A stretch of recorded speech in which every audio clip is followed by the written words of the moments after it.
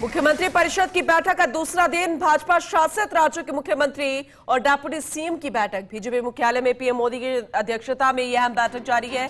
अमित शाह और जेपी नड्डा, राजनाथ सिंह भी मौजूद। राजस्थान के मुख्यमंत्री भजनलाल शर्मा शामिल, राजस्थान की डिप्टी सीएम देव कुमारी और डॉक्टर प्रेमचंद बैरवा भी शामिल। Uttar Pradesh CM Yogi Adityanath, deputy CM Keshav Prasad Maurya, Madhya Pradesh के सीएम मोहन यादव भी बैठक में मौजूद। उत्तराखंड के सीएम धामी, छत्तीसगढ़ सीएम विष्णुदेव साय, गुजरात के मुख्यमंत्री भूपेंद्र पटेल भी शामिल। त्रिपुरा के सीएम माणिक साहा, महाराष्ट्र डिप्टी सीएम देवेंद्र फडणवीस शामिल। हरियाणा सीएम नायब सिंह सैनी, मणिपुर के मुख्यमंत्री एन बीरेन सिंह शामिल। तो बेहद खास ये बैठक, तस्वीर भी सामने आ चुकी है जो एक साथ बैठकर फोटो सेशन हुआ। पीछे आप होर्डिंग में देख सकते हैं जेपी नड्डा और प्रधानमंत्री नरेंद्र मोदी की तस्वीर, जिसके बीच में लिखा है मुख्यमंत्री परिषद बैठक, और बीच में सभी खास लोग, प्रधानमंत्री नरेंद्र मोदी, जेपी नड्डा, राजनाथ सिंह, अमित शाह। और ये तब की तस्वीरें सबसे पहले आपको दिखा रहे हैं, और उसके बाद अगवानी की जेपी नड्डा ने, प्रधानमंत्री नरेंद्र मोदी की। उससे पहले राजनाथ सिंह और अमित शाह पधारे थे और प्रधानमंत्री नरेंद्र मोदी पहुंचे, और उसके बाद सभी मुख्यमंत्री और उप मुख्यमंत्री और पदाधिकारियों के साथ फोटो सेशन हुआ। तो बीजेपी शासित राज्यों के मुख्यमंत्री भजनलाल शर्मा भी मौजूद हैं। बेहद खास तस्वीरें आपको दिखा रहे हैं। मध्य प्रदेश के सीएम मोहन यादव भी बैठक में मौजूद। बाकी बीजेपी शासित राज्यों के मुख्यमंत्री और मुख्यमंत्री भी इस बैठक में मौजूद। सीनियर रिपोर्टर अश्विनी यादव लगातार हमारे साथ बने हुए हैं इस खबर पर, और ज्यादा जानकारी लेंगे। दिल्ली रुक करते हैं। अश्विनी, एक फोटो सेशन की तस्वीर भी सामने आ गई है, बेहद खास तस्वीर है, और ये दिलचस्प और खास इसलिए भी है क्योंकि इसमें प्रधानमंत्री नरेंद्र मोदी जब एंटर कर रहे थे तो फिर हाथ जोड़कर किसकी तरफ देखकर अभिवादन किया, कौन सी कतार में बैठा है, कैसे बैठा है। हालांकि ये सब बीजेपी के ही सिपाही हैं, कौन कहीं पे भी बैठ जाए, लेकिन फिर भी राजनीतिक गलियारों में इसकी भी चर्चा होती है। लेकिन खास तस्वीर थी, आपके पास क्या जानकारी है, जरा जानकारी दीजिए।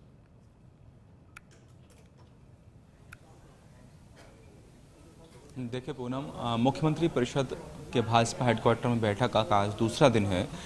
कल जो बैठक हुई उसमें कई सारी जो चर्चाएं हुई, अलग अलग मुख्यमंत्रियों ने अपने अपने प्रदेश का प्रेजेंटेशन दिया।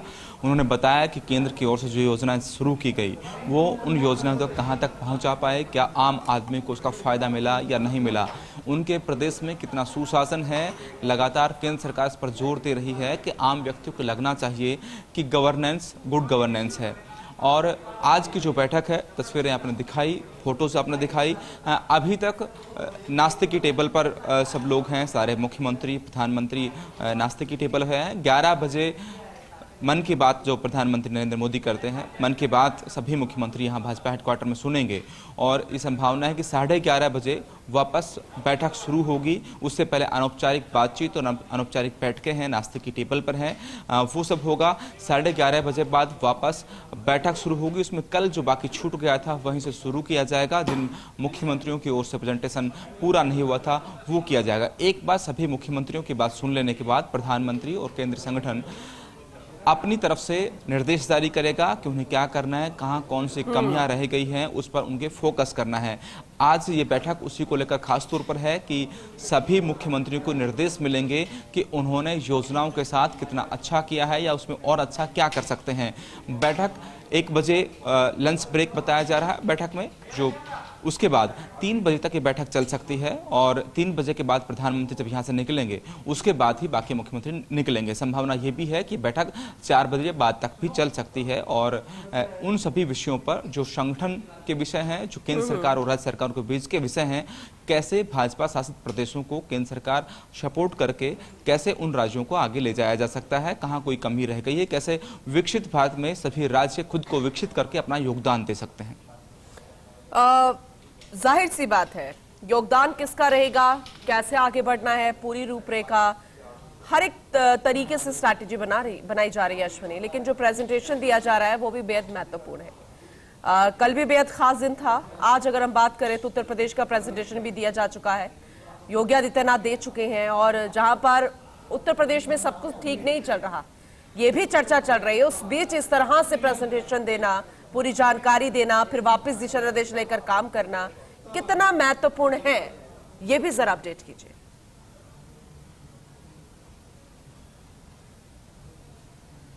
देखिए, निश्चित तौर पर यूपी का जो पूरा मामला है उसको लेकर बातचीत केंद्र संगठन की पहले हो चुकी है। केंद्रीय संगठन से ही यूपी जाकर मुख्यमंत्री से मुलाकात प्रतिनिधि कर चुके हैं और ये संभावना है कि दोनों के बीच सब कुछ ठीक करने की कोशिश हो चुकी है। और उसी के बाद इस बैठक में खुद मुख्यमंत्री आदित्यनाथ योगी समेत दोनों ही उप मुख्यमंत्री भी इस बैठक में कल भी शामिल थे। आज भी मौर्य की जिस तरह हमने देखा कि तस्वीरें दिखाई, आदित्यनाथ योगी की तस्वीरें भी हमने आते हुए दिखाई।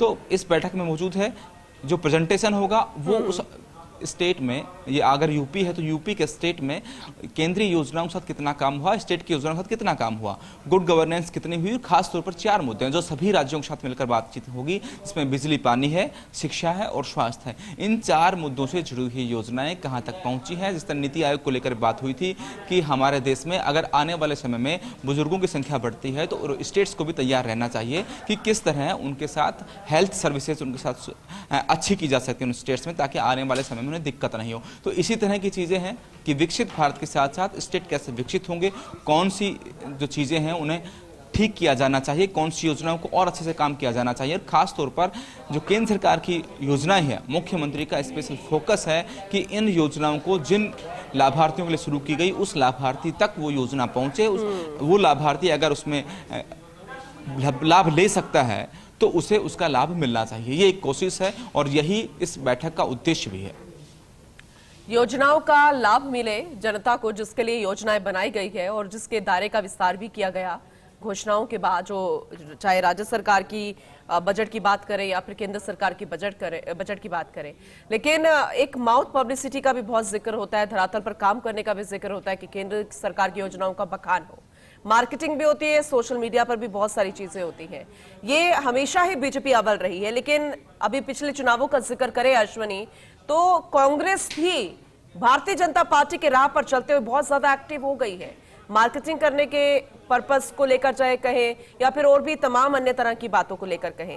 तो ऐसे में और कितनी मुस्तैदी दिखानी होगी एक नई स्ट्रैटेजी के रूप में? क्या इस पर भी कोई चर्चा चल रही है? कैसे केंद्र सरकार की योजनाओं का बखान किया जाएगा एक नए तरीके से? देखिए, पूनम, राष्ट्रीय पदाधिकारियों की बैठक थी। पहले दिन जेपी नड्डा, अमित शाह थे, अगले दिन प्रधानमंत्री खुद नरेंद्र मोदी थे। उस बैठक को मैं कवर कर रहा था। उसमें साफ तौर पर निर्देश दिए गए थे कि जितनी चीज़ें हैं, जितनी योजनाएं हैं, प्रत्येक पदाधिकारी पार्टी का, भले वो राष्ट्रीय पदाधिकारी है, स्टेट में है, जिले में है या किसी मंडल में है, वो पदाधिकारी अपने सभी सोशल मीडिया अकाउंट्स पर उन सब बातों को शेयर करेगा। ये निर्देश उस समय दिए गए थे, चुनाव से पहले की बात है। लेकिन पिछले लोकसभा चुनाव में भाजपा कई मामलों में पीछे हो गई, कांग्रेस कुछ मामलों में आगे हो गई और भाजपा ने माना भी कि कुछ, भले ही वो कांग्रेस पे आरोप लगाकर मान रही है कि कांग्रेस ने भ्रम फैलाया, लेकिन कांग्रेस वो सब फैलाने में कामयाब हुई और भाजपा वो सब नहीं कर पाई। तो कहीं ना कहीं वो कमी जो रह गई उसको भी आगामी चुनाव जो आने वाले हैं राज्यों में और उपचुनाव जो दूसरे राज्यों में हैं कई विधानसभा के, उनको लेकर भाजपा इसको फोकस करेगी। और ये संभावना है कि इसके लिए एक पॉलिटिकल मीटिंग कोई दूसरी भी हो सकती है जिसमें निर्देश दिए जाएंगे कि उन्हें इन सब योजनाओं को कैसे किया जाए। आज का जो बैठक का निचोड़ होगा, जो निर्देश प्रधानमंत्री देंगे, लेकिन जो इनपुट यहाँ पर आएगा उस इनपुट के बाद पॉलिटिकल जो बैठकें होंगी उनमें उस इनपुट को बताया जाएगा कि कार्यकर्ता को, पदाधिकारी को या जो सत्ता में बैठे मंत्री या विधायक हैं उन्हें किस तरह करना है कि उनके सोशल मीडिया पर योजनाओं का कैसे प्रचार हो सकता है, प्रधानमंत्री और पार्टी के नेताओं की छवि को सुधारने का काम कैसे हो सकता है, और खास तौर पर जो फोकस है 2047 में भारत को विकसित करने का, वो आम व्यक्ति तक कैसे पहुंचे, आम व्यक्ति विकसित भारत की विजन के साथ कैसे जुड़े, ये कोशिश होगी। बिल्कुल। और जिसका आपने जिक्र किया कि एक चुनौती इस बात को लेकर भी, अभी तो कोई बयानबाजी नहीं कर रहा, डिसिप्लिन में सभी नजर आ रहे हैं, लेकिन ये बयानबाजी कई बार भारतीय जनता पार्टी के दिग्गज नेताओं को भी मुश्किल में डाल चुकी है। और ऐसे में बहुत ज्यादा मुश्किल हो जाता है, जनता में अलग तरीके के असमंजस की स्थिति हो जाती है जो अभी इन दिनों बनी भी हुई है। तो उसे कैसे सुधारा जाएगा, इन बयानबाजी से कैसे बचा जाए, सिर्फ अभी नहीं भविष्य के लिए भी?